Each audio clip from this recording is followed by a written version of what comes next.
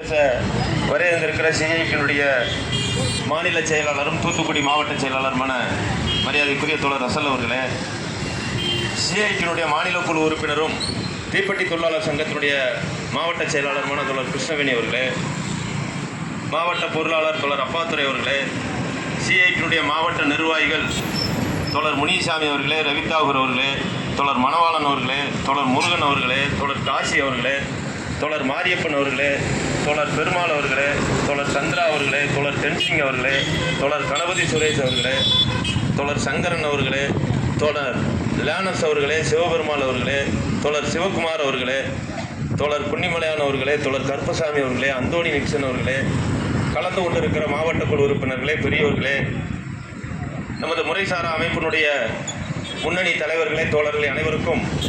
CID மாவட்ட குழு சார்பாக புரட்சிகரமான வணக்கத்தையும் வாழ்த்துக்களையும் தெரிவித்துக் கொள்கின்றேன். இன்றைக்கு தமிழ்நாடு முழுவதும் சிஐடி சார்பில் லட்சக்கணக்கான தொழிலாளர்கள்